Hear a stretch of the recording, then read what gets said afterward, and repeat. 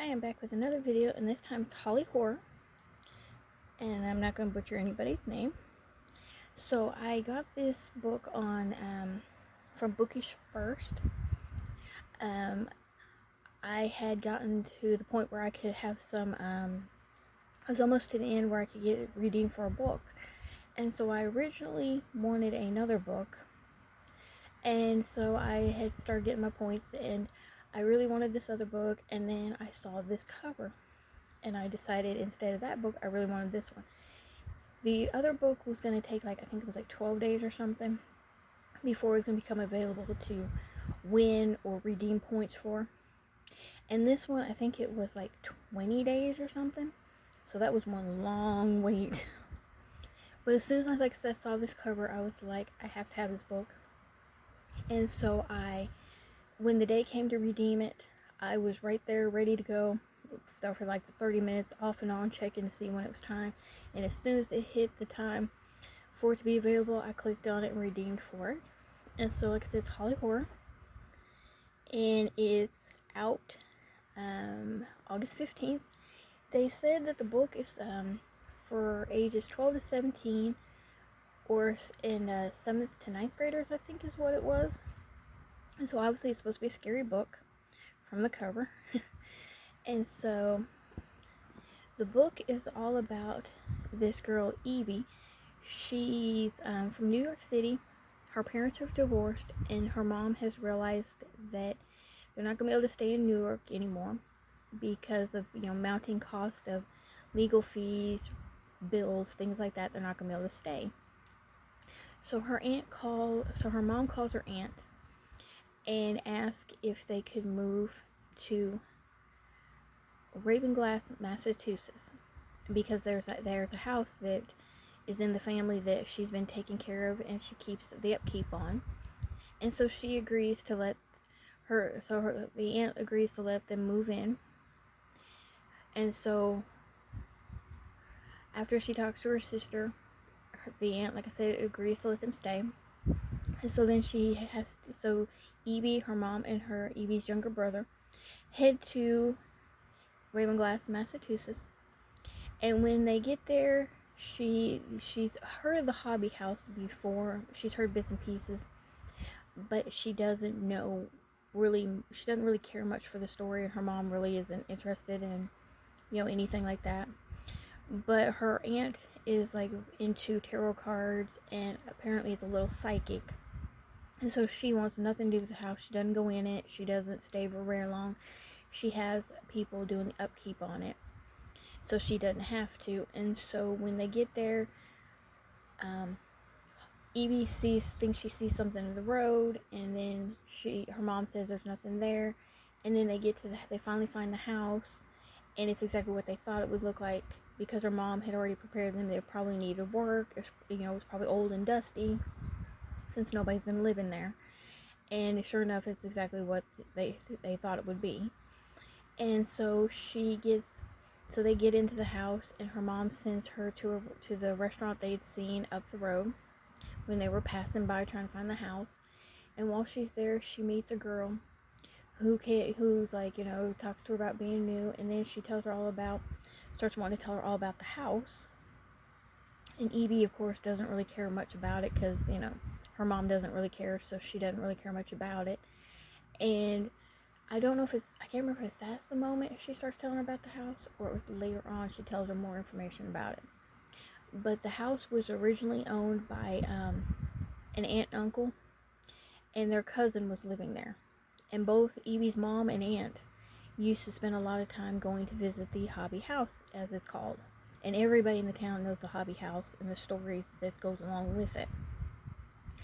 And one night in I think it was 1982, Holly disappears, and her family says that there's no way she could have gotten out of the house without anybody hearing her or seeing her. And all they heard was a scream, and she was gone, and nobody's seen her since. And apparently everyone thought she would come home, and they looked around, and they still haven't found her. And so Evie meets that girl and becomes friends with her, but doesn't trust her. And then Evie meets, of course, a cute boy, because there wouldn't be a story about a girl in high school, because she's in high school, without there being a cute boy, and of course, making enemies with his ex-girlfriend. And so she starts hanging out with him and her, not the mean girl. And then she starts hearing and seeing things and finding stuff, because she moves in. When they move in, she moves into Holly's room, which she figures out is Holly's room, because her brother picked his room, told her which room was probably gonna be their mom's, and then she got Holly's room. And so then they're putting stuff up, and she goes up into the attic and she finds stuff that apparently belonged to Holly, plus an unnamed person, and some stuff up there that looked like it was still brand new.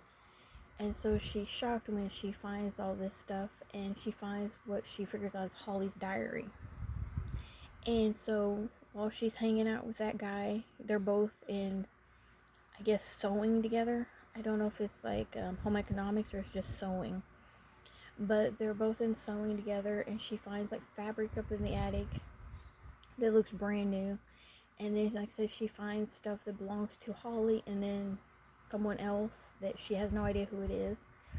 And everybody in the town seems to think that she apparently looks a lot like Holly, because the one person wants to tell her something, and she thinks she's Holly. That guy's dad thinks she's Holly. Everybody starts looking at her like they think she's Holly, and it takes them a second to realize she's not.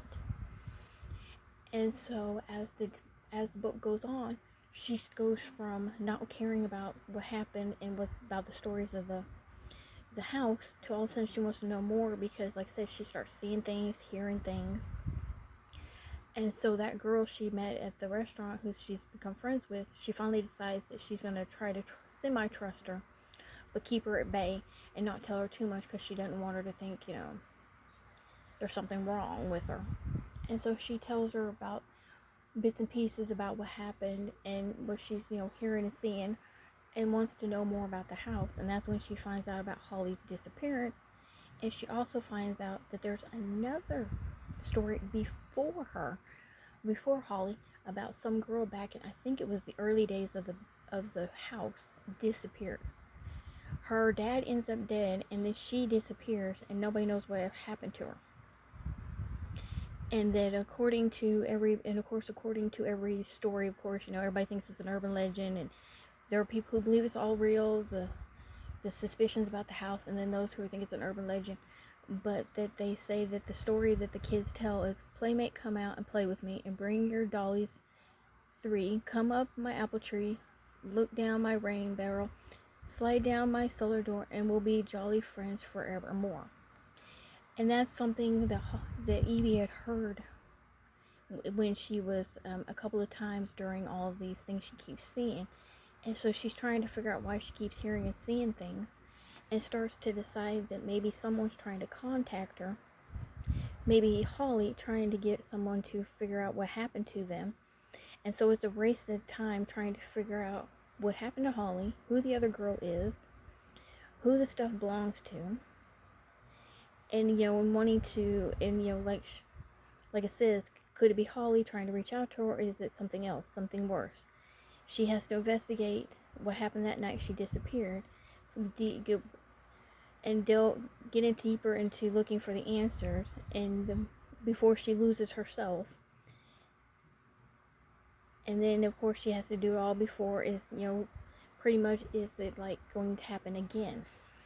She has to race in time to get all this stuff done and figure out all of this stuff before it all happens again, because history can repeat itself.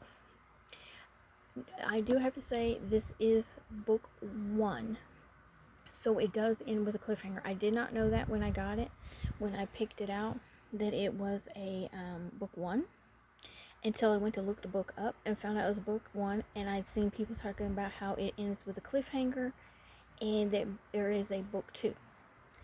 So it's not a standalone book. So book 2 comes out, according to the computer, January 1st, 2024. So, like I said, so far I've liked this story. I'm almost done with it. And so I'll read the back for you. For Evie Archer, the story of Holly Hobbie's disappearance is something only told in hushed conversations with in her family, but seeking a fresh start after a difficult divorce, Evie's mom moves the family to the Hobby House in Ravenglass, Massachusetts, the very place where Holly vanished one night without a trace more than 40 years ago. When Evie finds Holly's diary, a strange shadow begins to follow her everywhere she goes, and her dreams are plagued by nightmares of a bonneted girl. Could it be Holly trying to reach out to her, or is it something else, something worse? Evie decides to investigate what happened the night Holly disappeared, but the deeper she goes to look for the answers, the more she begins to lose herself in the process until she can no longer tell what's real and what isn't. Can Evie find out what happened to Holly, or is destiny doomed to repeat itself? And like I said, like the book says, she finds her diary, and so then that adds to more of the story. And then her aunt's trying to get her to talk to her. And so it's just like the whole entire book is her trying to find out what happened to Holly. And like I said, it ends on a cliffhanger, which I'm torn between being, like a lot of people said, a little disappointed because, I kind of like it being standalone, but then I kind of I'm okay with it having more books.